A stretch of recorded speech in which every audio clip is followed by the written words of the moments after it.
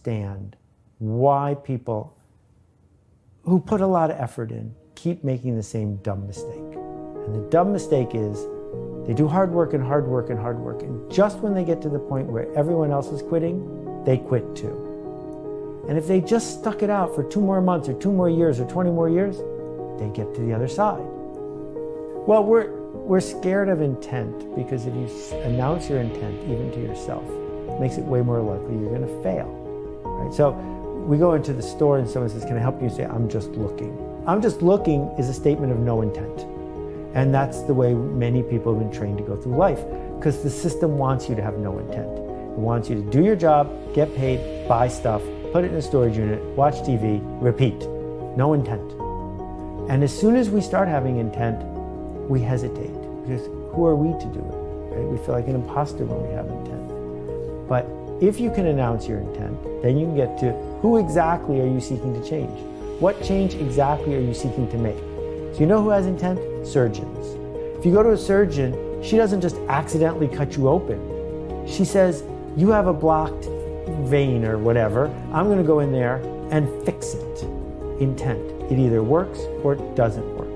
And that action, whether we work for a company or on our own, can fuel us doing ever better work, because we can say, "I set out to do this, and it either worked and I'm sorry it did, or it worked and I'm glad it did, or I could have done it better and here's how."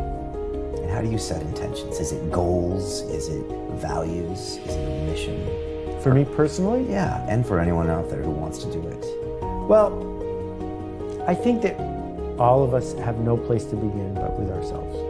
What turns us on? What gives us a smile? What would make our late parents happy? What would happen to our status with our neighbors and our role in the community if X, Y, or Z happened? So we always begin there. Even the most selfless person on earth. You know, you're diving into a shark-infested waters to save someone's life.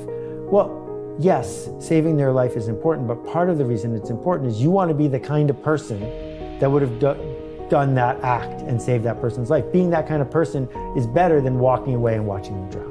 So that's where we begin, which is getting clear in our head about what are the shifts we seek to make to become the person we want to be. And then there's a series of choices we have to make, but I think they're easier if we have habits. Habits get us results. Goals are results. But you can't, having the goal of I'm going to make a #1 bestseller, that didn't tell me anything. Whereas having the goal of I'm going to write every single day and I'm going to learn this and this, and maybe the byproduct is that there's a bestseller at the end, those are different things. So I'm way more focused on habits. And my advice to people is, #1, you don't have to be original. You do not have to pick a way to make a living or an impact that has never been done before in history.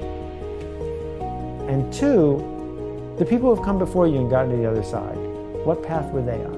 So if you want to be a successful cardiac surgeon, you probably need to go to medical school, right? That's part of the deal. If you're not going to go to medical school, stop telling me you're going to be a surgeon. But if you do that, and then you get the fellowship and the intern, blah, blah, blah, then you're on your path. So tell me who's come before you, who has made it through this dip, because you can follow that path.